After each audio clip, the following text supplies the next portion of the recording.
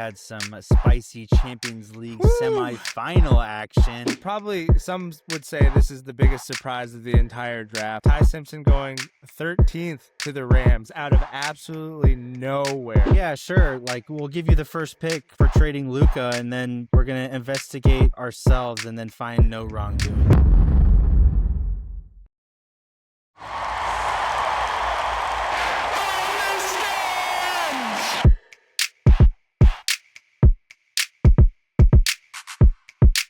Welcome back, everybody, to another episode of the From the Stands podcast. We are back on this April 29th at almost 10 p.m. We got a spicy episode for you guys. I believe this is episode number 103. Yes, sir. So very well establishing ourselves into the triple digits now. So, yeah, Fezzy boy, tell the people what we got coming up in this here episode.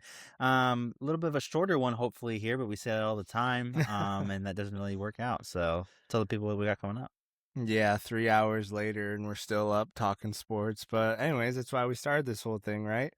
But anyways, before I run down the episode, if you guys could like and subscribe on the video here on YouTube, follow and rate us on Spotify and Apple, that would help us out a ton. Switching up a little bit, we're going to start with soccer today because we had a banger of a Champions League semi yesterday.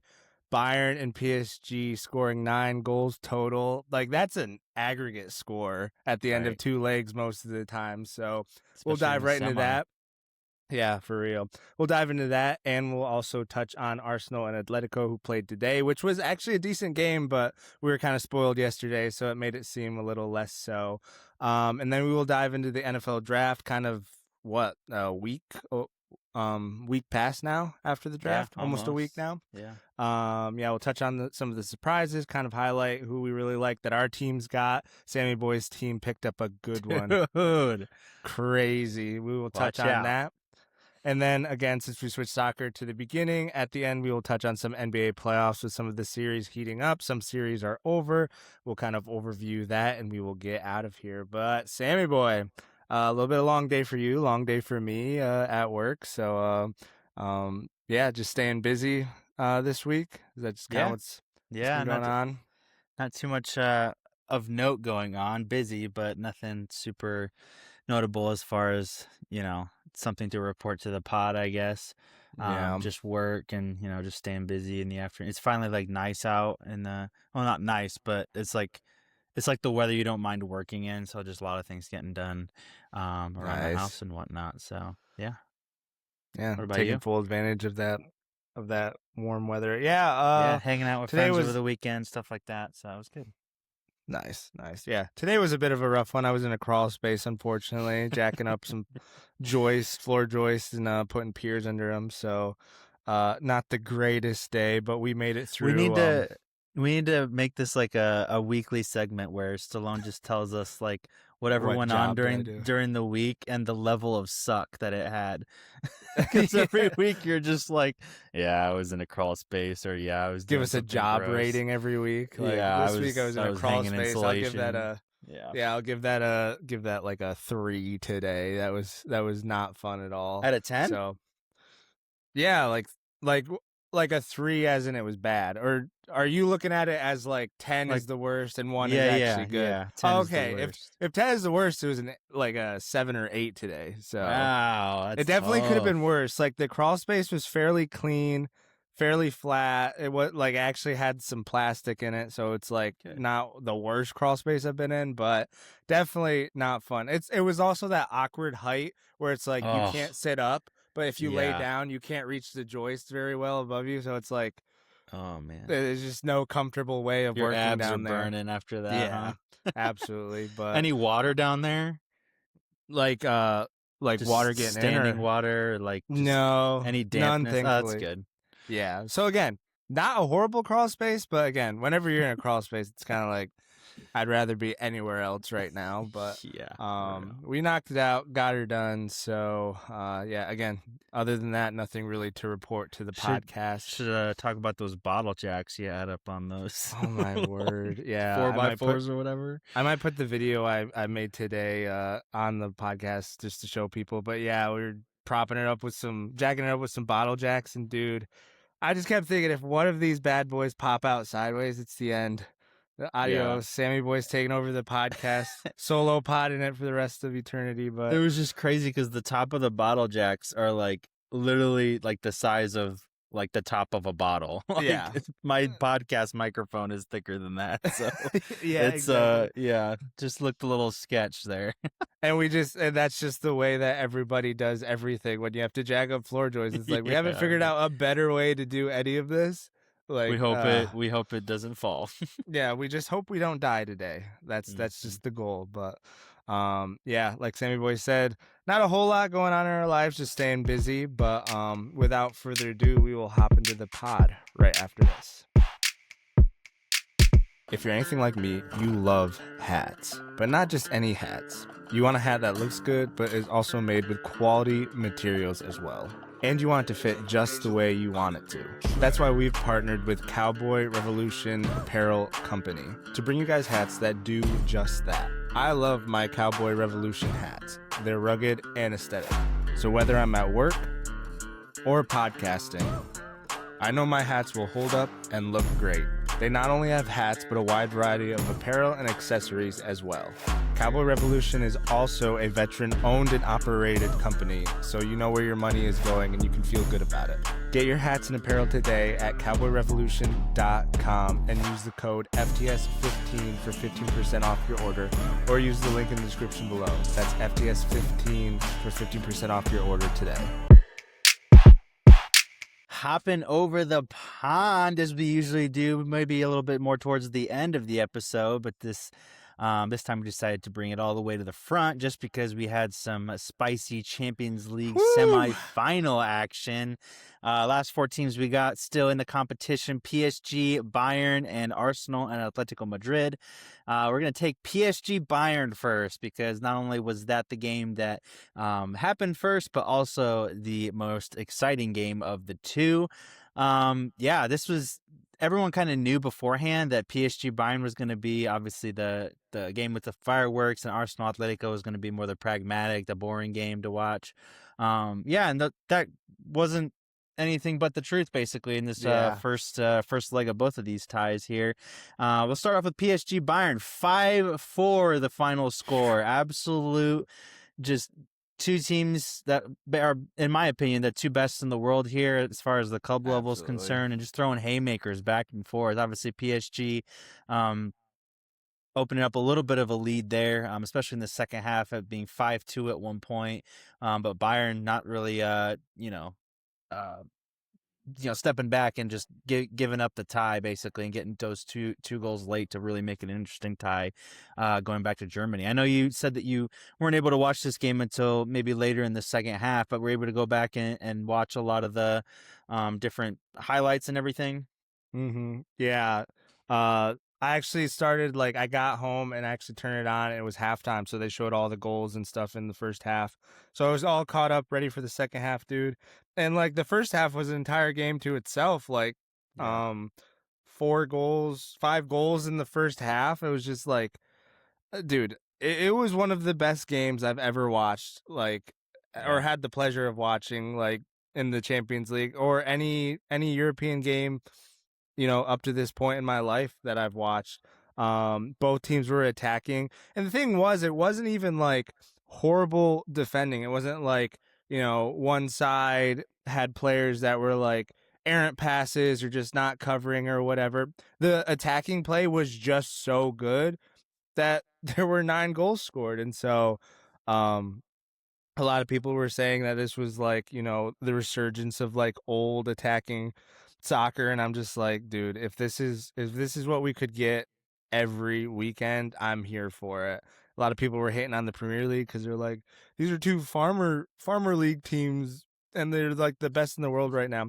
It's still weird to me, like, side note, it's still weird to me, like, looking at PSG and being like, oh yeah, this is a team that can win the Champions League. Obviously they won it last season for the first time, but all the other years, even if they made it to this point, it's like they're going to choke at some point. They're not actually that good, like, whatever. But to really like put them in the conversation as the best club in the world right there with Bayern, obviously this game proved it. But Yeah, very exciting. I know you texted me right away, and I was just like, dude, I'm on my way home. And you're like, you're missing a game right now. I was Yeah, that like, was still in the shoot. first half when we had like a goal every 10 minutes. I was like, what is going Yeah. on here? Oh my But yeah, word.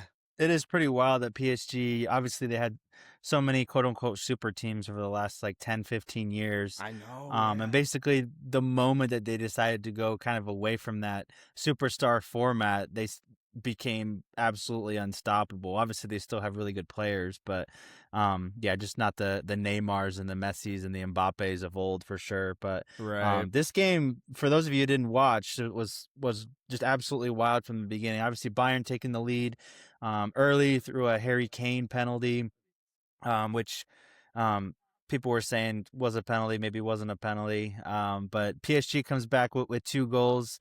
Kvaratskhelia getting the first one, and then João Neves with a header. Yeah. One of the Smallest guy on smallest the men on field. the field getting a header there, and he was going nuts. Always love to see him scoring. I'm a big fan Yeah. of his.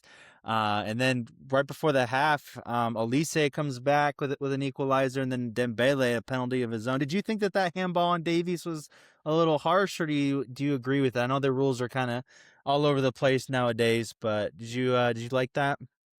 I mean, yeah, letter of the law probably, but the fact that it deflected off of another part of him before hitting his hand kind of moves me towards the side of like that's really really harsh.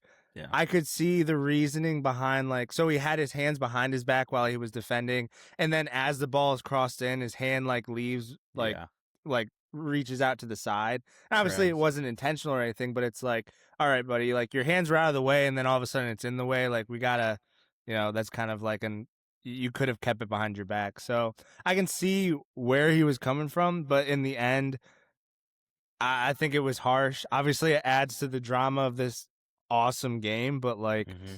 yeah, it was definitely harsh, and he had to come off in the second half just because he was on a yellow, and with how everything was going on, it was just like, you can't risk having one of your fullbacks on a yellow card in a game that's playing out like this. So, Yeah. yeah. Yeah, exactly. I basically agree with that as well. I kind of go back to just letter of the law. Even though it did hit another body part first, like his arm is away from the body, and I've just seen over the last couple of years, like anytime the arm is away from the body like that, they're gonna call that every time. I mean, I haven't seen Hmm. one yet where they call it back. So and I understand some of the I think I forget if it was the PSG or the Arsenal game, which we'll get into the Arsenal game in a second. But the guy was saying that everybody talks about unnatural versus natural position, Hmm. and he made the argument that a defender with two hands behind his back, that's the unnatural position, not the Right. one where they're running or reacting or whatever. Like that's more of a natural position than the two hands behind the back. But um, I do understand that, like, when your arm is outstretched like that, you're kind of blocking or making yourself bigger per se. So I kind of get it both ways, but it's just good to see Davies back playing at a top level again because Yes. I feel like the last couple of years he's been,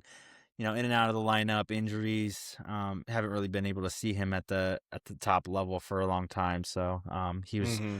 he played really good in their quarterfinal Yeah. home and away, and played well in this game too. But after halftime, PSG, like I said, opened their lead up to a 5-2 advantage with another Kvaratskhelia goal and then another Ousmane Dembele goal.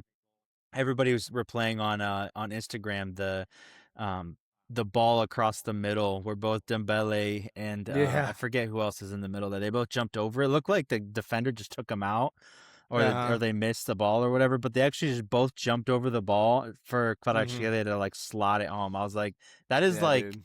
like we always talk about PSG's fluidity and how they're so in sync and how much chemistry they have. I was like, that's like peak right there. Like knowing the dude, and he wasn't like right behind them either. Like he was kind of at the corner of the box, like Yeah. farther behind, and just ready to rocket that in. So that was a really cool goal to see.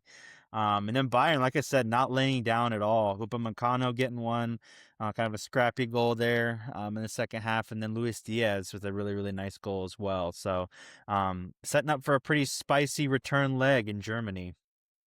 Yeah, dude, that game is going to be fireworks because both teams aren't going to sit back. They're going to attack like they did in this game. If you're Bayern, like even though you lost 5-4, like taking a, just a 1-goal difference tie to their home stadium, like you can't feel bad after that. Obviously, if it was like 5-2 at the end of it, it's like, wow, this is going to be Yeah. a hard mountain to climb. But obviously, they went for it and were able to get a few goals back and only be down one, which probably has them feeling pretty good at this moment versus PSG. These are definitely two of the best teams in the competition left, and a lot of people are calling this the final. Even though after watching that game, the game today, I think it might be a little better than I think the opposing whoever wins out of either side. I think one's attacking and one's like super defensive, so I think it will end up evening out a little bit more. So I actually don't think it's going to be as lopsided as a lot of people think. I could be wrong, but I think it actually might be more even than we think. Yeah, yeah, for sure. And the last thing I'll say about this game is like everyone looks at 5-4 and be like, "Oh man, their defenses suck." Like, no, like their No. attacking is obviously really good, but the defenses had some pretty good plays themselves in there too. Some Yeah. good, some good stoppages and things like that. So, it wasn't necessarily a bad performance on either end defensively, I would No. say. But like I said, it's going to set up for a great return leg. And I was also thinking about how much different this tie would be if the away goals rule was still around. Oh my Obviously word. that would throw a wrench into things, but Yeah, it it's would. uh it's a lot more simple. Bayern get one goal and they're basically tied. So, Mhm. but yeah. So, um, moving on to Arsenal, Atletico Madrid.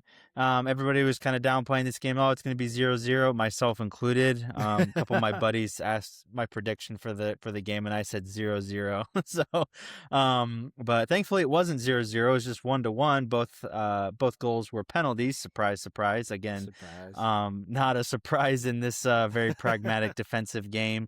I was like, if there are goals, it's going to be something super scrappy or a penalty. So, which we got penalties on both sides here. So, not too much to report, really. Arsenal were a little bit more dangerous early on, but Atletico kind of settled in and had most of the possession in the second half.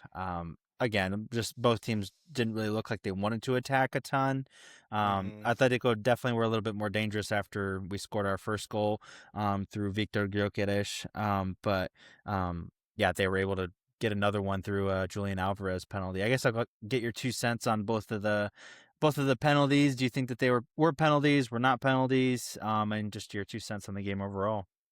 Yeah, I mean, I love the consistency with the handballs. Again, I don't fully agree with both of them just because, like, again, it hit another part of the body, then hit the hand. Both weren't even on target. One was a cross, one was going way wide off of a volley, which was this one in the Arsenal Atletico game. And I just appreciate the consistency, but I did think it's like harsh, especially when it's a shot that's not even on target. So it's like not even stopping like a goal scoring opportunity. It's just the guy's in the box and the ball happens to hit his hand, so it's a penalty. Mm-hmm. Um, so I think maybe they should look at the rule and like so how they count own goals is if the ball isn't going in and then it bounces off of you and goes in like in your own goal, that's an own goal. But if the ball is already on target and it bounces off you, it goes to the attacking player that shot the ball. I think they should maybe implement something like that for handballs where it's like it didn't really stop a chance. And like if it's one of those ones where it's bang bang, it's not in a the hand's not in a weird position and it's really close and like how is he supposed to get his hand out of the way when the ball is coming that fast? Like if it's off target, I feel like they could maybe add a rule where it's like, yeah, no, like we're not gonna give that because it didn't stop the ball from going in the goal. It was actually going wide. So that's kind of a discussion for another time. But I just appreciate the consistency between the two games and the calls. I think the officiating in this game was really good because there was that other penalty late to Eze that wasn't given. And when I saw it, I was like, I don't think that's a penalty. The guy Yeah. beat him to the ball and he kind of dove. So I think the officiating was spot on, especially for a game like this where I kind of jokingly said to you when Gilchrist had the first penalty, I was like, that might win the whole thing because like this game isn't slated to have like goals like the other one, and so any goal really matters. So the officiating, I think, took that into account and was like, we got to get everything right because like one goal Yeah, could be those are the the difference in this margins whole right there. thing. Yeah, I So mean the way that it's trending too, like I mean the only goals that we've had or even got close to having goals are through penalties for both teams. So yeah, that's pretty wild. I do think that overall I think the officiating was pretty much spot on. I mean, obviously the first one against the Arsenal penalty, I think that was a pretty clear penalty. I mean, two hand shove in the back in the box, like that's gonna be that's yeah, gonna be a penalty. all And day then long. the one against Arsenal, I think was also accurate. I think the ball came off the ground slightly too, but I mean. Ben White, I mean, he was even more in an unnatural position, if you want to call it that, than Davies was, Mm-hmm. a day earlier. So I can totally see. I mean, like I said, they're gonna call that every time. So I wasn't necessarily up in arms that I think that it shouldn't have been a penalty. Both penalties were pretty well taken, especially Julian Alvarez. He just put that thing up, upper 90. Yeah, man. Jokic, if he didn't have that much power behind it, that one could have been saved, but he just blasted that thing home. And Yeah. then the third penalty shout against us, um, obviously it pains me as an Arsenal fan, but I think he got that completely right. I think first of all, everyone was freaking out because it looks like he like steps on him, like slips down. And on the Yeah. replay, he steps like straight down, like he doesn't get foot really there. There's a minimal Mm-hmm. contact, initially, but then he steps down like to the ground, not on Eze. And then Eze, like you said, he sells it. I mean, as the players know in it, like for everyone who's played too, like if you're gonna get there first, and as soon as you know that you're gonna get there first, he dinks the Mm-hmm. ball around him, and then you're gonna sell that as hard as you can and go into the Right. contact as much as you can there. And I think that was a perfect example of what happened. So I really had no problem with him not giving that. Obviously, I have a lot of Arsenal fans that are they're like, what? Like they're just freaking out about it. I don't Right. understand it at all. I'm like that. I mean, again, Yeah. if this was given against Arsenal, we would be up in arms the other way. So like I don't really Absolutely. have a problem with that not being given. And like besides that, I don't want all the freaking goals to be penalties. Like what are we Yeah. doing here? So um yeah, so that's kind of my 2 cents on it. Yeah. Really I. wasn't that Sorry. exciting in the second half really. Our subs No. didn't make a ton of sense. Like we brought on Gabriel Jesus Mm-hmm. late on trying to push, but yeah, I just think Odegaard didn't have a great game, which is kind of the theme of his last several weeks. I couldn't believe we took off Eze when we did. Yeah, Um dude. but yeah, it's just I don't understand the subbing philosophy makes absolutely no sense as far as I'm concerned with Arteta. I mean, yeah. I mean, I've been on here before talking about it, but Zubimendi didn't play terrible, but still, he's not the reason that we're winning. Mm. I'd much rather have Eze in there, starting instead of coming on in the second half. Yeah, I thought Eze looked a lot better than Odegaard for sure, especially in that. He just got on the ball more, got in more dangerous situations. Obviously, almost drew that one penalty. If he was a second earlier to the ball, probably would have ended up being a penalty. But yeah, it just seemed like, especially late in the game, like you said, when Eze came off, it was like I don't know, trying to hold on. He's so much better at getting on the ball, like just getting in Yeah, those spaces, not which Odegaard used to be good at, but now he plays so conservatively, passes the ball back when he does injuries. You have the think? ball. Huh? Like injuries? Like, do you think that's because of the Yeah, injuries I he's mean, had? yeah, Because he's he's not had a old, lot of right? injuries. I think his confidence is just shot. Mm, And yeah, he's maybe just timid and doesn't want to get hurt again. I'm not really sure what it is, but he's like a completely different player now. I know. He used to be so. He was never the fastest, but he was just so technically sound and gifted that it was just like he get the Right. ball anywhere, he could turn anyone, and his passing really was the biggest thing that being able to find passes, even when you guys didn't have that go-to striker, just being able to open up the game that way. Yeah. Yeah. So for whatever reason, definitely not the player that you guys signed early on and became accustomed to seeing week in and Yeah. week out. Yeah, for sure. But Yeah, I thought this was a decent. I thought this was a good game. Like yeah. again, I think it was just a little watered down based on the fact that we had that thriller of a game yesterday. But other than that, there were definitely chances. Griezmann had that big chance. I think it was in the second half that went off the post. Definitely Oh some yeah, I kind of attacking. forgot about that actually. Yeah, We definitely got had some. lucky there, dude. Yeah. Uh, Alvarez almost put one in from the corner that Raya had to save. Like, so there was definitely moments in Lookman the had a game. pretty clear shot there. He got on the other side of Gabriel and wasn't able to get enough power on it. But Yeah, yeah, there were some I chances for sure. I know as an Arsenal fan, you weren't high on Raya when you signed him, but he's pretty good, man. Yeah, Like I mean he's one of the best in the world, I would say at this point. oh yeah, for sure. But Yeah, you feel a little differently about him now opposed to when you first signed him from Brentford. yeah, I mean, obviously, yeah, it's been a little while since I've talked about him, but when we signed him, it was more kind of a slap in the face to Aaron Ramsdale, who I really, really like, still do. Yeah, He's kind of a true. fan favorite type of dude. And then Raya, I mean, the first year, really, like he struggled. He was more of a product of his back line being good than himself being good. He was always making Mm. mistakes. I used to joke with my friends, like any highlights you see from his first year, they always they're cut weirdly because he's always turning the ball over and then having to make the save on the end of that. So, but yeah, no, he's one of the best I think in the world now. And his reaction time, and he's saved us quite a few times. So, no issues with him. Yeah, yeah, absolutely. Lastly, before we get out of the soccer portion of the podcast, Griezmann's last game in Atletico's home stadium, obviously making a move this summer to Orlando in the MLS. So Yeah. the last Last Champions League game, but yeah, last Champions League game that will be obviously they have to finish up their La Liga season, but yeah, yeah. I'm unfortunate to see his it coming to an end. A lot of the players that we grew up idolizing slowly fading out, unfortunately. A lot of them moving to the MLS, like Messi, Royce is there. Obviously Thomas Muller. Ronaldo, Thomas Muller's he's with the Whitecaps, right? Mm-hmm. Toronto.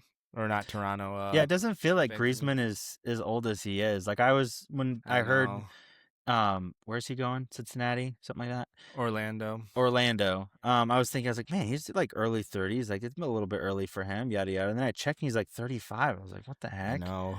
It's super Yeah. weird. But Yeah. la- Never last thing on sorry. Atletico, what did you think of our USMNT man Johnny Cardozo in the middle of the park? Yeah, only the fourth US men's national team player to play in a Champions League semis. Totally forgot about the 2020 season when Leipzig made it to the semis and Tyler Adams played in it. It's like Oh, I was like they yeah, mentioned that today. forgot I was about like that. Leipzig made it to the semis? I don't even remember Yeah, that. That was that was a obviously the super short. weird year. Yeah, super weird. Definitely took advantage of a weird one. But yeah, Cardoso looks good. He's definitely, in my opinion, a lock for the World Cup. Gotta take him. I don't know if he starts for us. Obviously, we have a few other guys like McKennie and Adams that are, and Tillman that are probably gonna play in the middle. But he's a good guy to bring off the bench for sure. A little bit of a different look if we need him. But yeah, he played 88 minutes in a Champions League semi, started the game, so obviously doing Yeah, I something don't know right how you with don't take Atletico. him. I know you got to not just because like, I mean, Pochettino said as long as you're playing, we'll take a look at you, and like that's one of the most important things. Like you need to be getting minutes with your club. If you're getting minutes with Atletico Madrid in a semi against Arsenal, like in Champions League semi, like pretty much a lock at this point, in my opinion. But I don't know, man. I feel like it would be the most on brand, not just Poch, but USMNT thing to be like, no, we're gonna pass up a guy who played almost 90 minutes of a Champions League semi for Sebastian yeah. Berhalter Oh my of gosh. of the MLS, wherever the frick he plays. Yeah. Oh my word. If we do that, I might not watch any of the We're games. boycotting. Oh my word. I saw enough in Atlanta to realize that like if we're taking Sebastian Berhalter, we're 1000% have an MLS quota that he's trying to fill, and it's going to be so obvious. People are going to get mad, including me. But yeah. Good week of Champions League semis. Looking forward to next week. Obviously, the PSG Bayern game, but I think Arsenal and Atletico is going to be a little more open as they're tied going into the second leg. But that's going to do it for the soccer portion of the podcast. We're going to hop into some NFL draft here next. All right, we're about a week removed from the NFL draft. We're going to kind of take a look at the big surprises coming out of the draft that happened in Pittsburgh. We're also going to look at our teams, and Sammy Boy has something to be pretty excited about. My team, a little less so, but a few dogs I think we got coming up. We got a guy that had the same metrics and testing as McCaffrey. Doesn't mean he's going to be, but it's nice to get a little excited about it before he ends up being a total flop. But to start us off, we're going to take a look at Jeremiah Love going, what did he go? I remember he went like three, Yeah, which was kind of crazy. Ended up going to the Cardinals at 3. That was the first surprise of the draft. Everyone kind of had him going later. Some thought that Kansas City was going to pick him up, not that they needed him anymore after signing Walker, but initial reactions when you saw Jeremiah Love go off the board at number 3 really early, ahead of like a lot of mock drafts having him go there. Yeah. Obviously, the last couple months, he's increased his stock quite a bit from where it was. He was always, high first round draft pick, but he kind of established himself in the top 5 to 8 range later on in the draft process, but didn't have him going quite number 3, especially not to the Cardinals. Yeah. Cardinals, I felt like they had a lot of other needs, one of them being quarterback, another being offensive line. Defense is definitely, but I mean, they're the Cardinals, so they kind of need everything. But I feel like they should have learned from what the Raiders did last year, drafting Genty super high before addressing the line. Whereas if you draft the running back before you have the line, I mean, you're just asking for the running back to just get hurt or just kind of, you're ruining the player before he even gets a real chance to play. So I feel like there's kind of a danger of that happening here. Obviously, they did take linemen a little bit later in the draft, but just sad to see a player that I really, really liked watching in Notre Dame going to such a bad team with seemingly no direction. Yeah, I was super surprised as well. Just it just sucks to see a player of his caliber, like you kind of alluded to, go to a franchise like that doesn't seem to be heading in any sort of direction right now. Obviously getting rid of Kyler Murray, who is probably their best player so far. Obviously some of their other draft picks haven't panned out yet, so hopefully he finds a way to get going with the Cardinals and maybe boost their season a little bit. But definitely a player we both liked, and hope to have a good career. All right, moving on. You can kind of talk about this one a little bit more. I didn't know too much about this. This is kind of something you put in the doc, but I'll kind of hand this off to you. Tate going a little too high in the draft. Again, I will be the first to say that I did not look at a whole lot of mock drafts and stuff like that, so I didn't really know where a lot of. I did know Jeremiah Love was supposed to go later, but other than that, there's not a whole lot I knew. So I'll kind of just hand this off to you. You can kind of take this one away. Yeah, I mean, a lot of people thought Cardinal Tate was gonna be a top 10 pick. Might slide down to the low teens or something like that. But I wasn't as surprised at him going maybe top 5. Obviously, that was really high, but more to the team that he went to. Obviously, Tennessee has Cam Ward, and they do have a lot of needs on the defensive side, which they addressed some in free agency. But I really thought that they were going to take an edge, which obviously at number 4 you basically had every edge that you wanted, except for maybe the first couple that already went off the board in I'm forgetting the David Bailey. I think he went to the Jets. Yeah.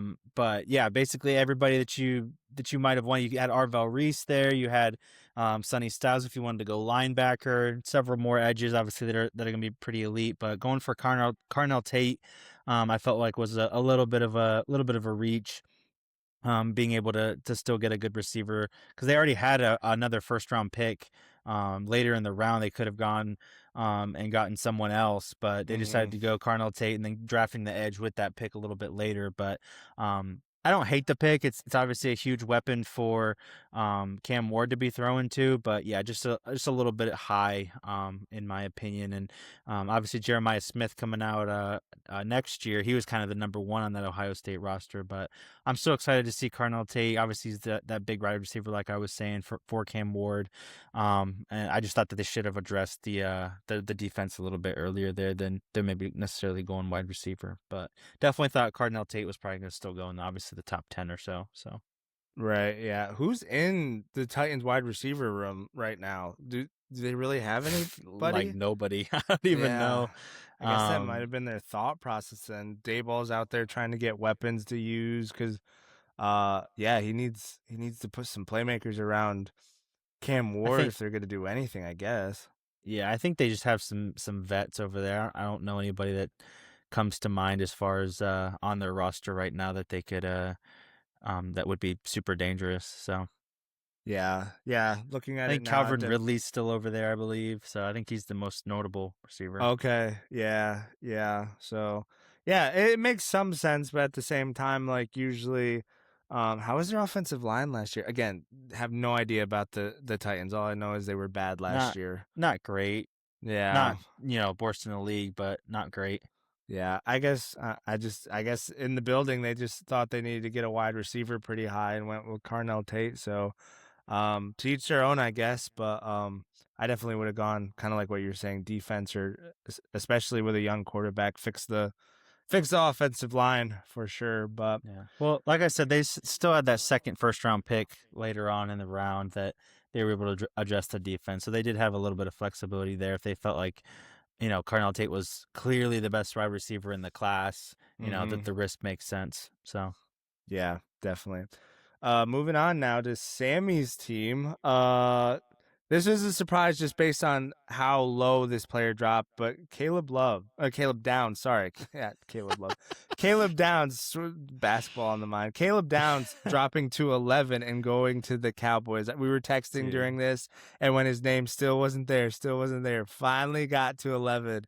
And you guys got him. You guys had to move up for him though. You guys traded with the Browns, I believe, was that or was Dolphins. Dolphins, that's right. Browns were with Kansas City. But how we feeling, Sammy? Getting the player that you wanted Bro. and maybe the player of the entire draft, some are Ladies and saying. gentlemen, we got him.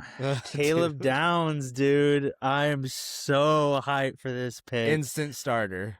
Like, I mean, yeah, obviously. Instant starter, instant leader. I mean, instant he's all a pro. ball player, dude. Like I was on the Yeah. podcast last week, talking about some of the players that I had wanted, and really the players that I really, really wanted. I thought that they were going to be off the board already. I think I mentioned Arvo Reese and Sonny Styles. Obviously, they both went in the top 7. Funnily enough, to both of our division rivals, the Giants and the Commanders. But I was seeing who was ahead of us in real time, and I was like, man, like, Saints are going to go receiver. Everybody kind of knew that. Browns are probably going to go, offensive tackle, which both of those things happen. And then my biggest concern was the Giants, and they could just double dip and get Arvell Reese and Caleb Downs in the same top 10 there. And just kind of the pieces were coming together. I still couldn't believe it because Caleb Downs, like everybody is just kind of in agreement that he's, the best leader in the Right. entire class, the best safety, the most likely to have a Hall of Fame career, all this stuff. But I guess there's just other teams that had bigger needs, and they couldn't justify taking him that early. But the biggest shock was the Giants obviously taking the tackle at 10. I was like, oh Yeah. my goodness, it might happen. Like I texted you, I think in real time. I was like, oh my gosh, it might happen. And then the Dolphins, like this is how much we want. We weren't risking anybody trading with the Dolphins up to get Downs. We were like, all right, we're gonna move up even. Even if it's just one spot, trade a couple 5th rounders to go up and snag him at 11. This is how much freaking like trauma I have as a Cowboys player. I was like, I guarantee you they're not even gonna take him. We're gonna take like freaking Makai Lemon or like Yeah. just some Yeah. other player, some like off the wall. But thankfully, they did the right thing, took the best Mm-hmm. player on the board. And yeah, I couldn't be more excited. Obviously, getting a huge name like this, not just a big time college player, but a guy who's going to be, I think, really good in the NFL as well. And people were talking on Ohio State, like whenever anybody on the Ohio State defense, which is obviously an all time defense, seeing how many players that they had drafted, whenever Yeah. they'd screw up, they wouldn't have to explain themselves to coaches. They would have to explain themselves to Caleb Downs because he was that much of a leader on the team. So I couldn't be more excited about the pick.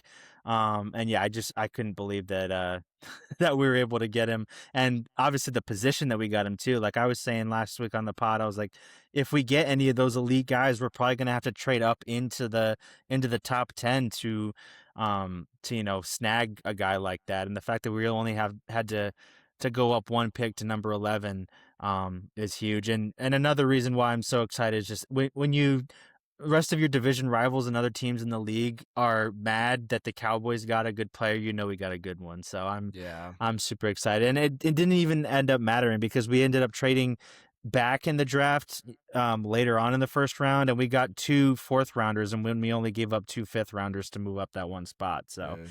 everything worked out really, really well as far as that goes. So I am pumped. What do you think about Caleb Downs? I mean, I obviously would love to have him on my team. Super surprised. Like I'm taking a look at the draft a little bit right now. I was a little preoccupied. My in-laws had gotten into town just as the draft was happening, so I couldn't like sit down and like watch it for most of the night, but I did watch a lot of the first round. But just watching like the Giants, like they must have been just with Harbaugh, they must have been just thinking like super specific because I mean, took Arvell Reese at 5, and then obviously got an offensive tackle at 10. And they got 2 really, really good players. Don't get me wrong; those are really, Yeah. really good players. They're dogs. They're gonna He's plug one of and the play best right away. tackles in the draft. So Absolutely, from Miami, and so like I don't know, but just with how everybody else was talking about Caleb Downs, I am just surprised that nobody took like again. That's just what's so surprising why we're talking about it. That nobody in the top 10 picks was like even like the Browns who are just kind of like, yeah, we suck. Let's just take the best player on the board, which a lot of people kind of thought Caleb Downs was, and we're talking about him as. yeah, So super. I would say super surprising that he fell to you guys, but happy for you because like, dude, this instantly makes your defense better than last season. And what were we yeah, saying all last season? If your defense was any sort of better than it was last year, you guys would have been a playoff team easily. yeah. And And we give Jerry a lot of flack, but the dude, he was cooking tonight, he's dude. cooking. He is He cooking. is. And I think you guys are an instant playoff team. As long as Dak's healthy and you guys your offense plays at the level, doesn't have to play at the level it played last year, but close to that level. I think you guys are one of those teams that are instantly way better than you were last season. Yeah, I think that's where like my excitement just kind of takes that next level because obviously Caleb Downs has the potential to be an all-time player, but the Yeah. fact that he plays a position that we needed so badly to fill from last year, like not just being a bad defense, but like literally top or bottom 2 or 3 defense in the NFL, and the fact that Mm-hmm. we got not just a player of Caleb Downs's potential, but like filling a spot that we so desperately needed to fill just makes it Mm-hmm. that much sweeter. So, yeah, like you said, I mean, we have the pieces. George Pickens just signed his franchise tag today, so he'll definitely Yep. be coming officially back for this season. He won't be doesn't have a long-term deal yet, but hopefully we'll get that figured out sometime. But yeah, the offense. I mean, we have a Super Bowl caliber offense. It's just this defense that we got to get figured out, which we addressed early on in both of our picks in the first round, getting Malachi Lawrence as well later in the first round. So I'm Yep. pretty pumped about him as well. Absolutely.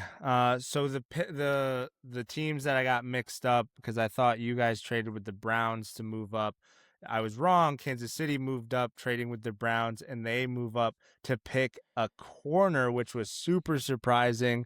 A Mm, lot of people thought maybe they were going to go offensive line, even though they're fine there. That was kind of a little bit of a smokescreen. But they move up and take the cornerback. Is it Mansoor Tulane? Delane. Yeah, from LSU.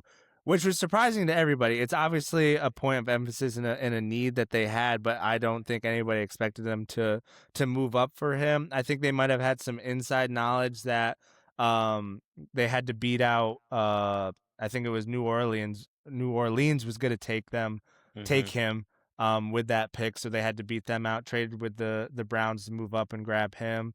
It was surprising to me, but we were kind of texting each other, and you don't really, like, a team that's been in the last, like, 5 of the last 7 Super Bowls, you don't really question them when they usually do well in the draft. So I don't know, what was your reaction to them moving up and grabbing a corner this early in the draft?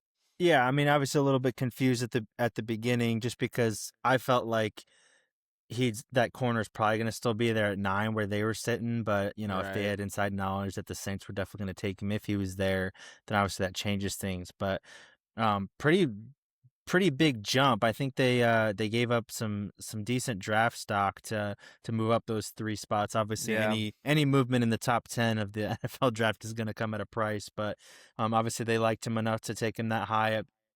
I mean, the pick, even though I thought he was going to be there at 9, it's still a good pick. He's still by far the best corner in the class, and obviously they needed a corner, and really it's secondary help all over the place after Trent McDuffie left and Watson left, and everybody basically going to the Rams at this point. But again, this is another team that had the flexibility of having a second first round pick. There were like 6 or 7 teams that had 2 first round picks, which I don't think has happened in like a really long time. I was seeing, but again, they had the flexibility to pick later in the first round, which they did address the defensive line and getting Peter Woods from Clemson, which I think he's going to be a really good player. I think I mentioned him.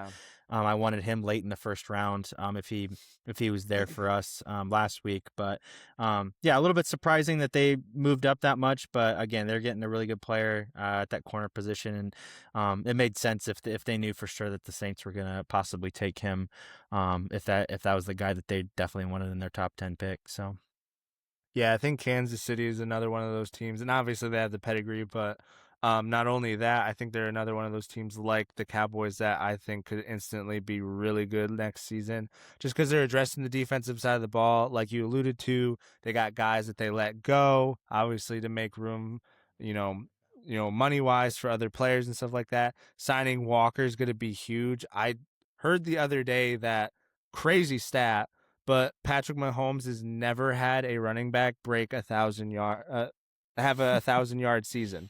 Wow, that's crazy. Like that is had kind of really crazy. good... But if you think about early on in his career, he was throwing for like 5,500 yards, facts. so they didn't really need to run the ball. True. Yeah. But just the fact to have to worry about, and they've had good running backs in the past. I'm not sitting here saying like, they didn't have good running backs, but to have a running back like Walker, if he can have a season like he did last year, that's going to take so much pressure off Mahomes. He's not going to have to run everywhere. He's not going to be beat up. It's going to open up so much in the passing game when, like, I don't know, if you have a consistent running game all season, it's just going to allow Reed to just open the playbook up and get creative like he used to in the past. So definitely scary times with Kansas City kind of fitting a need with that cornerback. And there was also another stat that I saw, I'm not going to get it totally right, but the past, like, I don't know, it was like 6 or 7 drafts, like all the corners that went in the top 10 have all panned out, like have all been really good players. So don't really miss early on corners. So I guess it's kind of what they were doing with that pick. And another thing people were kind of forgetting about Kansas City too is like they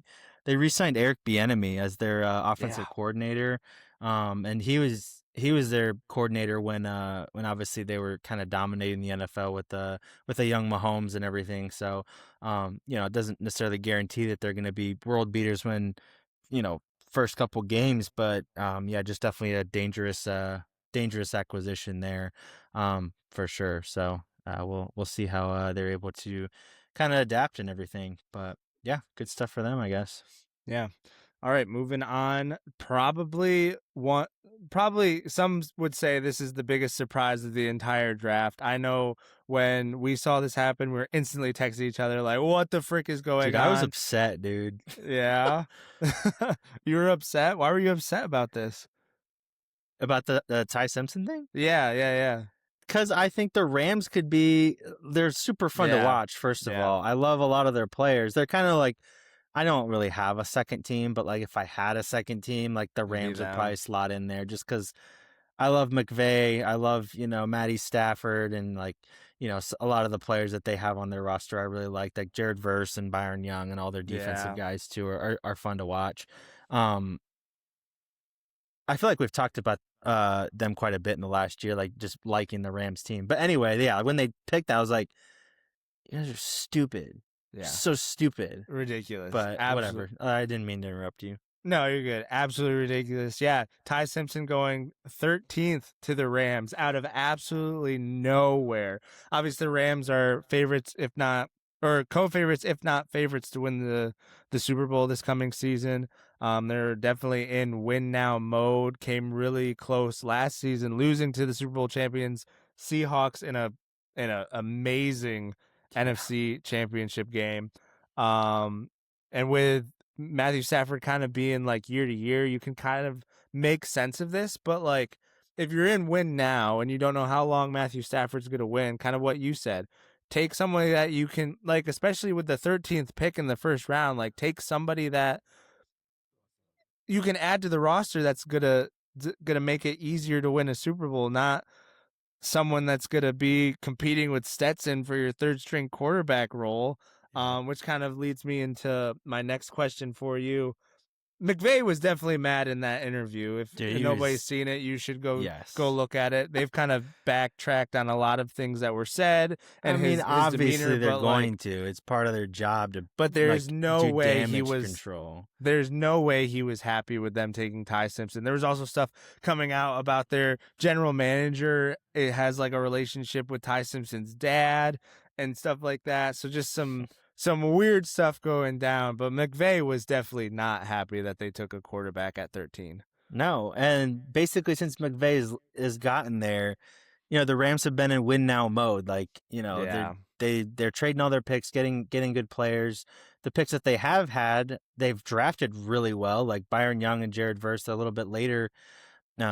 Not necessarily later round, but not the super blue chip prospects that you're used to seeing. So they draft well. So they just picked a super odd time to go out and quote unquote draft for the future, and get a guy who I don't even really think is that good. I don't think he had any business going in the top 15 picks, period.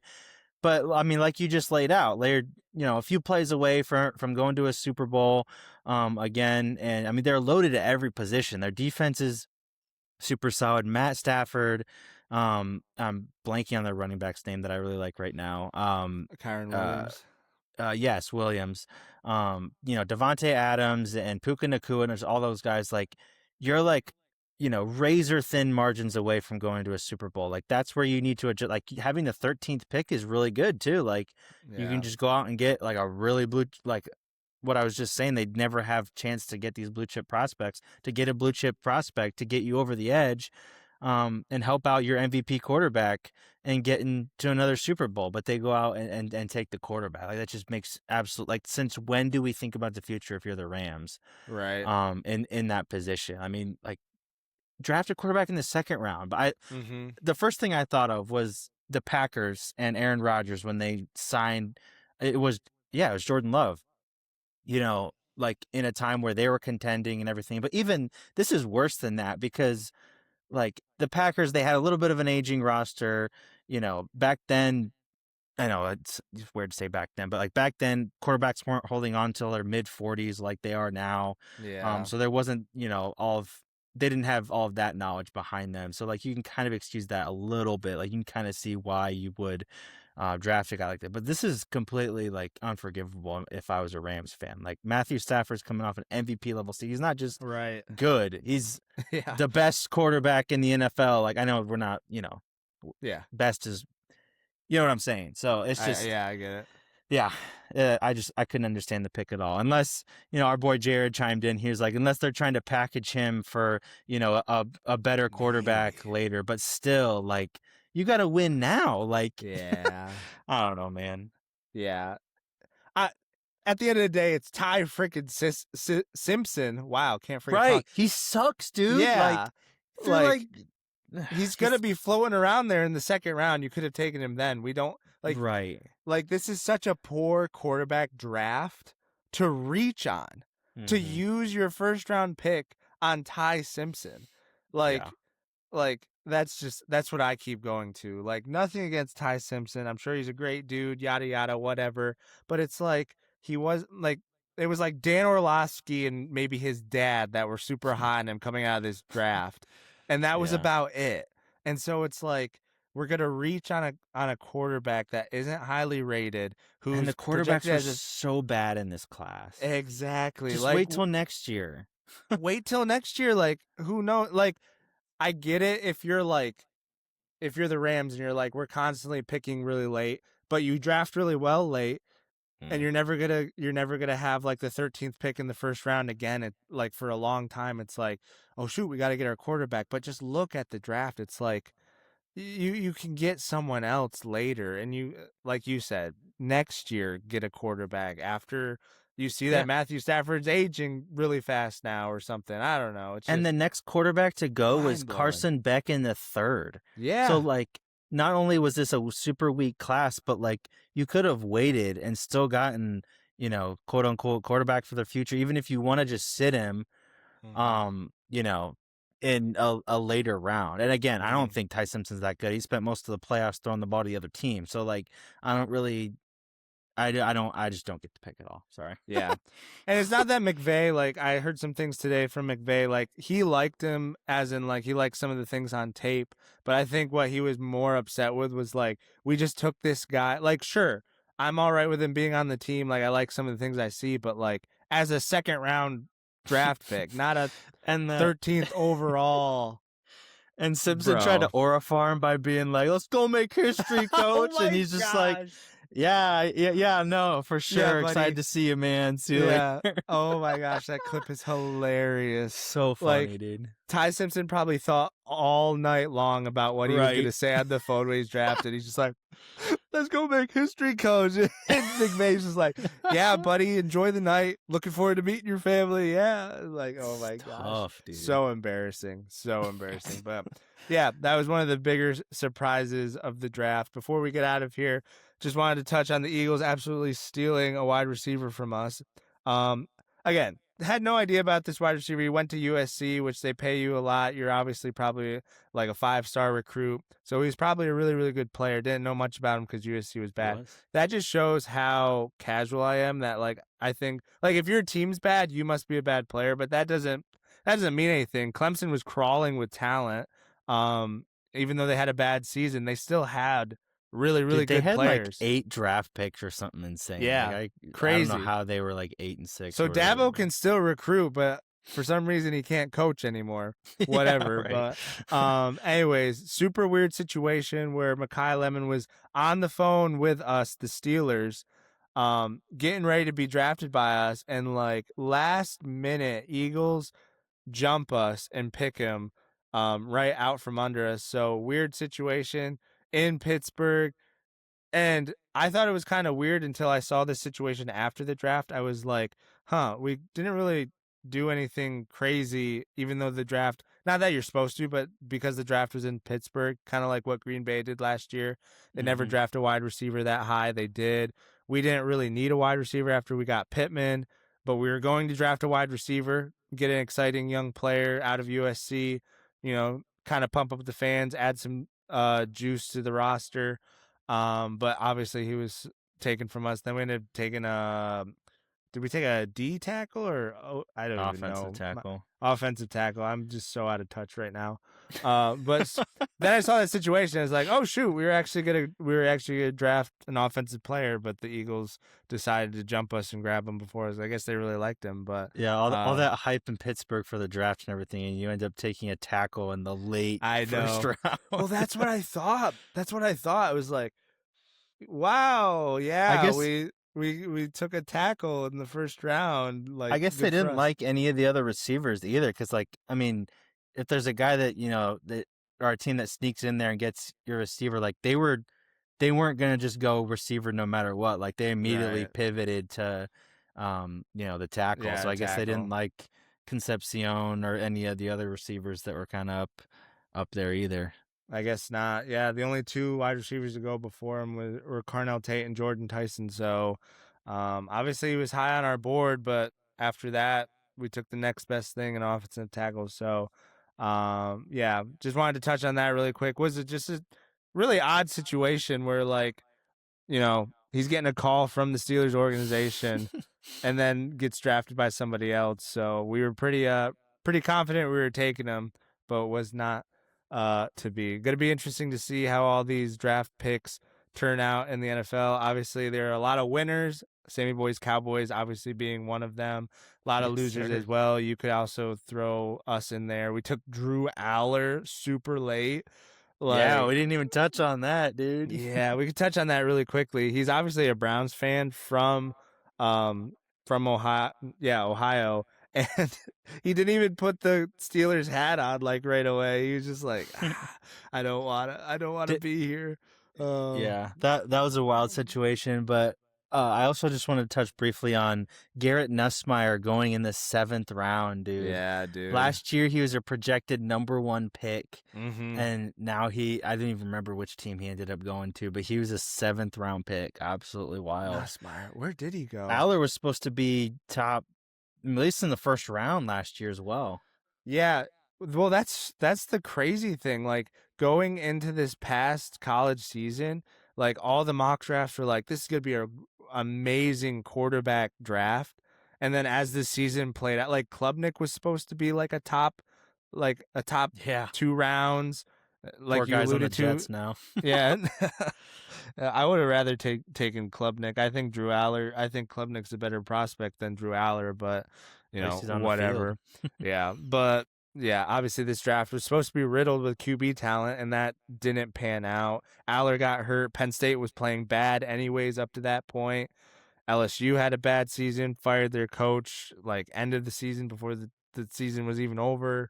Yeah, and Clemson didn't pan out. So a lot of these bigger names, year or two ago that were supposed to be like 1st round, 2nd round quarterbacks, didn't pan out, going super, super late in the draft this year. I wonder if you're going to see more, because obviously a lot of these prospects, they're staying in college because the money is just the same, if not more, and they're going to get another year of development and college experience, whatever, yada, yada. But I wonder if some of those guys are going to learn from some of these other quarterbacks and other prospects, and like just going to the NFL while their stock is high rather than waiting a year and dropping like several rounds to the point where, they're not even like headline news anymore, really. Yeah.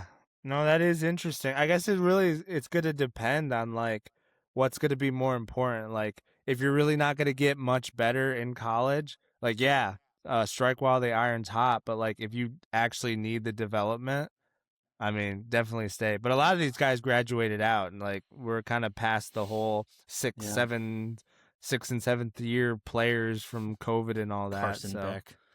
Yeah. What is he, like 28 going into the NFL?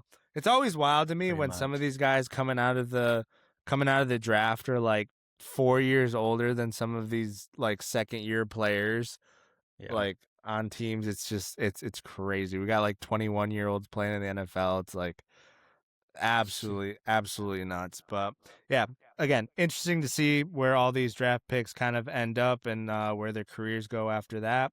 But with that being said, we're going to talk some basketball here with the NBA playoffs coming up, and then we will get out of here. So stay tuned. Alrighty, finishing up the pod here with a little NBA playoff action. Got some pretty good series going on here for the most part, none of which are going on in the West between the Thunder and the Spurs. Just quick note on them. Thunder, nice little sweep of the Suns, 4-0. None of the games were really that close. Biggest storylines coming out of there is really just Dillon Brooks being a clown and just trying to do Dillon Brooks things to different Thunder players. But yeah, all buddy with SGA afterwards. They are Canadian teammates after all. So that's kind of the biggest headline coming out of there. Spurs, basically a gentleman's sweep here against the Trailblazers. Trailblazers threatened to make it interesting there, winning that. I think it was the 2nd game. It was either 2nd or 3rd game. Wemby being out after his concussion. He ended up only being out, I think, one game. So that definitely Yeah. helped the Spurs out quite a bit. But like I said, gentlemen's sweep here. Spurs were always going to win this series, more than likely. Blazers barely at 500. So that's kind of the West, the West spicy games, or less spicy games, I should say, between those two. We'll get back to the Western Conference in a second. Wanted to go over to the Eastern Conference, as every single series now in the Eastern Conference is at 3-2. So Orlando leading the Pistons, and a big time surprise, 3-2. They were up 3-1 with a chance to close that out against the number one seeded Pistons. Ended up losing tonight. Hopefully the Pistons are able to make that interesting and not just win game 6, but hopefully the whole thing. I do want a game 7 there. That'd be pretty awesome. Pretty good for a little first round game 7. That'd be sick. Cavs Raptors. Cavs kind of playing with their food a little bit here. A lot of people have them going on to the next round easily, but definitely making it interesting are the Raptors against a Cavs team that a lot of people had sweeping the Raptors, even though it's a 4-5 matchup. Knicks leading the Hawks is another great matchup in the East. Just kind of going back and forth. Hawks are a little bit better than I think their 6th seed would indicate, and Knicks maybe aren't quite as good. I've been seeing a lot of people on Knicks Twitter, or just NBA Twitter in general. All the people are coming out saying, "Oh, well, you can't win a championship with Brunson. He's too small. He doesn't play defense. All this stuff." So, some of that, stuff is getting loud. And then Celtics 76ers. A lot of people, including myself, thought the Celtics were going to handle the Sixers pretty easily. But big props to them with a lot of their younger pieces making things interesting for the Celtics here, even though the Celtics do have a 3-2 advantage there. So what do you guys say about the East overall? What are the biggest things that kind of pop out at you? Obviously that number one seed, being down to an 8 seed is pretty big. Yeah, I think we were both kind of talking off pod that the East is surprisingly more competitive than we thought. I know either last week or 2 weeks ago when we picked this side of the bracket, it seemed pretty chalky. I jokingly took whoever was going to win the Magic Hornets play-in game to beat the Pistons. I thought it was going to be the Hornets coming out of that play-in game, but obviously it was not to be. But I jokingly said whoever wins that will beat the Pistons, and so my joke is somewhat coming true, so we'll see if the Pistons can turn it around, which would be sick. I would gladly rather see the Pistons over the Magic. I don't really have a horse in that race. Knicks don't look all that great. Like you said, the Hawks are probably a little better than their seed would show. Obviously, Kuminga has found a home in Atlanta. He's playing super well. But I just think the Knicks are a bit undersized, and you never know what you're going to get from Cat on a nightly basis. So a bit interesting there. And then the Celtics not hitting the 76ers as well as we thought. A little bit of a surprise, even though Boston, this is technically like their down year, even though they do have Tatum back, who had a crazy dagger the other night to take the lead in this series. So it'll be interesting to see how these all come down. Maybe the Cavs implode a round earlier than they usually do. Usually they make it through the first round, and everyone's like, "Oh, the Cavs are so good," and then they make it to the second round, and it's like, well, nope, they were actually bad the whole time. And Donovan Mitchell disappears, and now they have Harden who can disappear as well with them. So, yeah, this side very interesting. The games are actually very, very interesting. Keep an eye on them, and like you alluded to, they're all at 3-2, which is kind of nuts. That they're all. Imagine all we get 4 game 7s. That would be sick. That would be awesome. And this is why I tune into NBA playoffs, because like every sport gets better obviously in the playoffs, but like when games are on the line and they're actually playing real basketball, it's like, all right, I can actually watch this. But other than that, it's like, nah, kind of out on the NBA.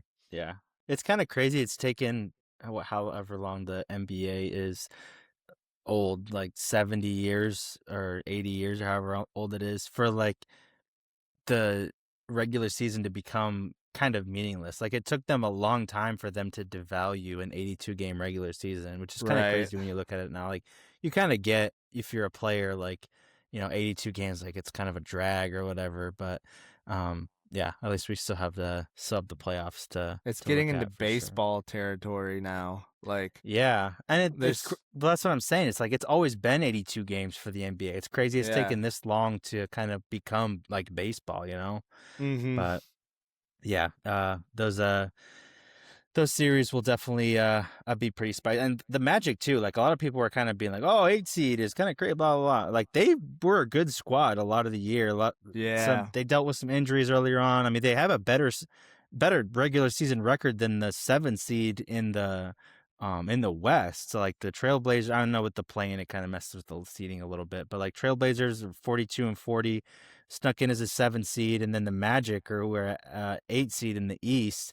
They're sitting at 45-37, so quite a bit, several games better there. So, but yeah, it's just interesting to kind of see some of that. But definitely have some good players over there in Paolo Banchero and Desmond Bain, who they gave up a treasure trove of picks for, which is kind of Oh my weird. But gosh. yeah, so good for them. But bringing it back over to the West, left this for the last. Even though there's a lot of really good 3-2s going on in the East, I think the two most exciting series still and are in the West. First one we'll touch on is just the Lakers and the Rockets. I think a lot of people, myself included, thought that the Rockets would kind of make light work of the Lakers, to be honest. No Luka, no Austin Reeves. We thought that they might be back early on, but they haven't played a single minute in this series. Austin Reeves might be out for the whole playoffs. But the Lakers are taking it to the Rockets. They were up. Was it 3-3? Was it 3-0? No, Yeah. it was 3-0. Okay, Yeah, it interesting. was. On the backs of a 41-year-old LeBron James, a Luke Kennard who has come alive all of a sudden, and also over the hill Marcus Smart are their big three that are really just taking it to the Rockets. KD's only played one game in this series so far, but you still kind of would have bet on the Rockets kind of being able to use their youth and their versatility on defense to be able to at least beat a pretty old Lakers squad here. But yeah, biggest surprise of the I guess outside the Magic that the Lakers are up 3-1 right now, and they're playing right now tied at Mhm. 36 against a really young Rockets team. Yeah, Lakers have a chance to close out the series, which neither one of us had. We all thought the Lakers were going to exit, especially with all the injuries that they had. Did Yep. not see Kennard playing as well. Obviously, there's always a chance that LeBron, turns it on, but just being the age he is, it's like, what are you going to get from LeBron later, especially later on in the season, getting down into the playoffs? But obviously, hurting the Rockets, not having KD for a couple of those games, obviously their best player. Um, and then giving up that game, I think it was game 3, super late, turning the ball over and Yeah. different things like that. Yeah, So, that's a great point you bring up, a great segue. Like they had that game like dead to yeah, rights twice and they yeah. gave it up. I mean, heady play by Marcus Smart there for sure, but I mean that's just, I mean, you can't do that. They're just showing their youth there for sure. Hmm. That felt like a college game to be honest, like Yeah. just chucking it away right there. Reed Shepard looked absolutely terrified to be guarded Lost. by LeBron James in his own I know. half court. But yeah, just gave it away, man. Yeah. Weren't they up like 6 with like 25 seconds Yes. left or something Yeah. like that? LeBron Yeah. hit a big three, and then I want to say it was Kennard with another one, but I could be wrong Yeah. on that. Yeah. I think it was Kennard with another one, some free throws. Yeah, they fouled. Who was it? I think it was Smart late in the game. They fouled with like 15 seconds left, like on a 3 after a Mm, turnover, and so yeah. it's like 3 free throws and the clock stopped. Like, what are we doing? And obviously their coach came out and was just like, "Yeah, can't be having that." I don't know if it was scared or just not ready for the moment, but And just stupid mistakes. yeah, I think another reason why they're struggling so much in this series, like they don't have their clear like number one scorer with KD out. I mean, Yeah. they have some good players, but like I was just looking through some of their guys. I'm like, none of these guys you would think like, okay, he's gonna be the go-to guy with KD out. Like it really was just KD and like kind of some 3-and-D dudes that were kind of Mhm. helping him out. So obviously they won a lot of games in the regular season, but now KD being out in the most important part of the season, they're really struggling on offense. Yeah, definitely. But it'll be cool to see LeBron make it deeper into the playoffs. Obviously, they play the Thunder next if they can finish it The out buzz tonight. saw. Yeah, I mean, if if LeBron beats the Thunder, dude, just add this to his long list of just accomplishments. Like, is it I, going to I be more? Is it going to be I harder was just than gonna go beating there. the Warriors in 2016? Yes, absolutely. The team Beating that the he Thunder has, this year? yeah, absolutely. Really? Because like he still had like Kyrie and like on his Yeah, team and stuff like that's that. true. That was also the year Kyrie got hurt and Kevin Love got hurt as well. So he's taking this. Imagine Luca decides to come back in that Thunder series and makes it interesting. Dude, that would be Right. cinema. Yeah. Yeah. But I mean, if Luka doesn't come back and LeBron like beats the Thunder, dude, definitely 1000% harder. Because this team that he has right now, like minus Austin Reeves and Luka, is Yeah, way they're worse pretty trash. than that Cavs team that he dragged to the finals that one year. I don't think they won that year, but he literally dragged that entire team to the finals. Lost to the Warriors, but yeah, it'll be interesting to see. I don't think they beat the Thunder. I don't think they have enough, and LeBron does not have. I don't think he has the engine that 41, 42, Yeah, I think he's 41. something But like no, they that. won So in that 2016 yeah, against but they still the. had Kyrie and Kevin Love healthy. Yeah, I'm I was just making sure because you said that okay. that he dragged them there, but they didn't win. Yeah, I think that was 2016 they won, and then he dragged them to the finals Oh, in yes. 2018 Yes, correct. and Yeah. lost. And Yeah. like he was still. Some were saying he should have had the MVP of that finals because he was putting out Yeah. crazy numbers. But No, for sure. regardless, if he beats the Thunder without Luca, Yeah. in my book, that's way more impressive. Just Yeah. with the players. I mean, he's played with his freaking son, who probably should even be in the NBA right now. So it's like, Fair. LeBron, if you do this, good for you. You're the GOAT in my book. Yeah. Yeah. Yeah, we'll see if the Rockets are able to make a little bit of a comeback here and make that interesting. But um last playoff series we'll look at here is, I think, the most interesting one of them all, just as far as storylines and the characters that are involved and everything. Nuggets Timberwolves, sitting at a nice 3-2 as well, just like all of this series. On the other side of the bracket, Nuggets won the first game here, proceeded to lose 3 in a row. In the games 3 and 4, they really didn't even look competitive. They lost by 12 to 13 points in both of those games. Came into game 5, I should say. I'm sorry. Trying to survive, basically. Got a huge helping hand, I guess you could say, from the basketball gods or whatever. Anthony Edwards and Dante DiVincenzo going out in the first half of this game. Obviously, Anthony Edwards, the biggest name, biggest offensive weapon. Dante DiVincenzo, great 3-and-D guy. Just kind of the motor, the engine, the hustle guy of their defense. Thankfully, the Nuggets were able to kind of hang on in that game, even though there was a late surge there in the second half by the Timberwolves. I'm sorry, this is game 4, and then in game 5 they were able to come back and win that one as well, with none of Anthony Edwards and Dante DiVincenzo. Sorry if that was confusing. Game 4 was when they actually went down, and Timberwolves ended up winning that game. Were able to hang on, and then the Nuggets won game 5. But at the end of game 4, there was some fireworks with Jaden McDaniels. Game was easily in hand at 110-96 or something like that. Decides to lay it up with like less than 2 or 3 seconds left on the clock, which obviously incited some words between him and Jokic. Obviously, kind of a disrespectful play, and one of those unwritten rules that you don't really do when you're up big late. So little bit of I guess some extra motivation for the Nuggets to come into game 5, with which they used to win. But I just think that, I know I was talking to you off pod about this, but I think that was, given the circumstances, like completely stupid for him to do. He was on record talking earlier in this series about the Nuggets being soft and they don't play defense or whatever, which I think is kind of rich coming from a guy that's averaging like 12 points in the playoffs. But whatever. So for him to go and do that at the end of a game where you lose Anthony Edwards and Dante DiVincenzo, like, even though you're going to win, Like, why would you give the MVP like more? Obviously, not the MVP this year, but you know what I mean.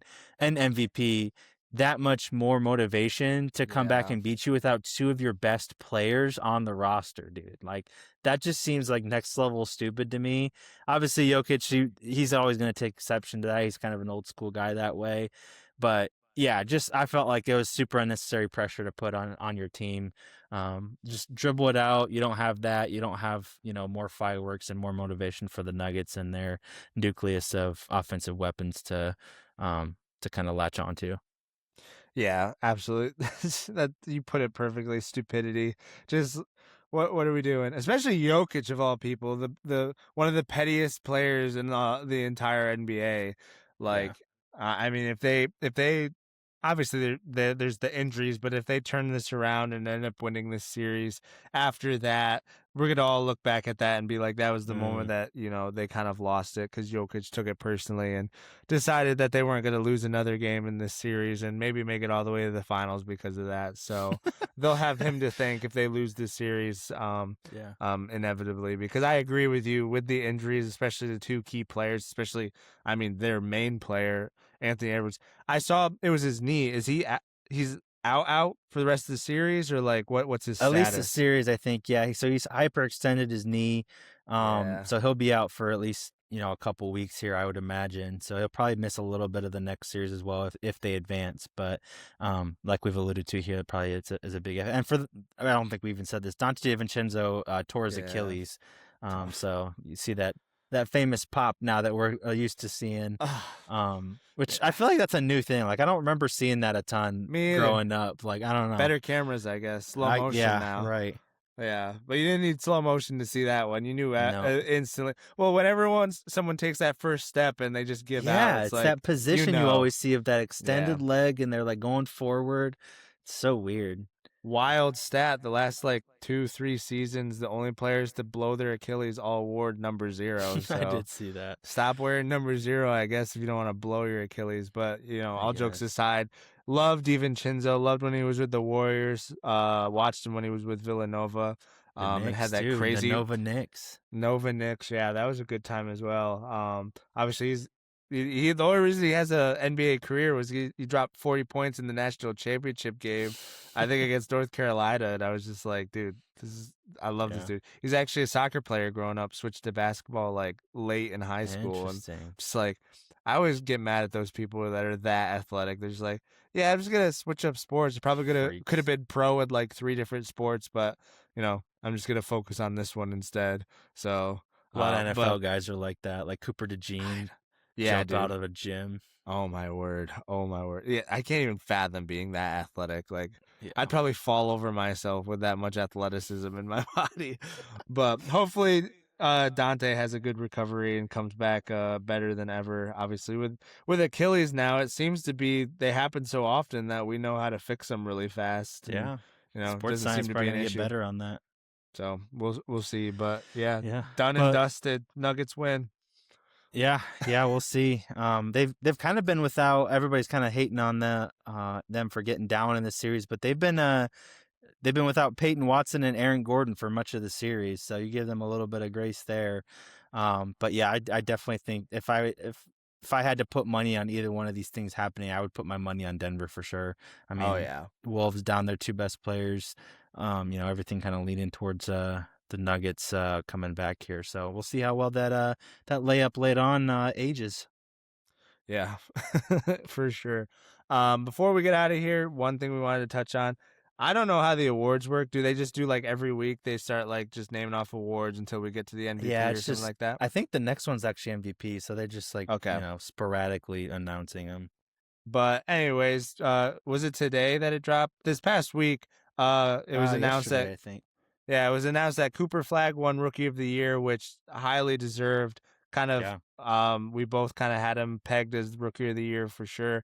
Beat out his Duke teammate, Con Knipple, who wild. led the league in 3-pointers as a rookie, which is crazy. Set a rookie Um, record. set a rookie record. So I mean, The fact that Duke didn't win the championship 2 seasons ago, dude, I feel like we're always going to talk about that every time the both of them come up. Oh, for sure. Like, they're instantly having two of, like, some of the best rookie seasons that we've seen, let alone just seasons that we've seen. And, yeah, they're going to be good for a long time. And if Cooper Flag makes that last second shot against, was it Houston or somebody? Yeah. Like, he was just about a foot short on there. Forget the last second shot. If he doesn't have that freaking over the back, that shouldn't have been called. Freaking stupid. It was over the back, man. It was over the back. Stupidest call I've ever seen in my life. I'm not even in that situation, probably, but it was over the back for sure. Oh, yeah. I agree. He had his hand on one shoulder to reach around. Just can't do that. Changes the game entirely. Can't blame him. He was literally like 17 at the time. Yeah, facts. And wins Rookie of the Year at, what is he, like? I think he might be 19 at this point, now, but technically should be a freshman in college because he reclassified, but he just won Rookie of the Year in the NBA. Make that make sense. Talking about athleticism, dude, absolutely crazy. We'll give him a little grace on the over the back then, huh? Yeah. I'm sure he's put that in the past now too. After I don't know, man. It sticks with you for a long time. It's true. But good for him. Obviously, we both had him picked for Rookie of the Year. Interesting to see if he can actually make the Mavs good after that crazy Luka trade. And did you see that they're getting investigated for that lottery? Them getting the first pick. I mean, no, I didn't see that, but the NBA is investigating themselves. Like what? I guess they're opening up an investigation. I saw the other day. Gonna figure out. Yeah, sure. Like we'll give you the first pick for trading Luka, and then just we're gonna investigate ourselves and then find no wrongdoing. So, yeah, I'm sure that's gonna go great. Yeah, that's gonna go over great with everybody in the league for sure. Especially like we're just creating problems to create problems. Like we don't have enough attention on us, so we're just gonna look into ourselves doing something wrong and come up with nothing just for people to talk about. But yeah, good on Cooper Flag. Hopefully the Mavs can be good again, and we will wait to see if Luka actually returns in the playoffs. Is he supposed to? Like, is he slated to, or is it kind of still up in the air? Like, not sure. I think it's still up in the air. I think a lot of people thought he was going to be back for at least a couple of the games of this series, and he still's not back, so I'm not sure. Maybe he was supposed to, but they ended up handling him, so he's just gonna rest like, I don't as long need as to. he can.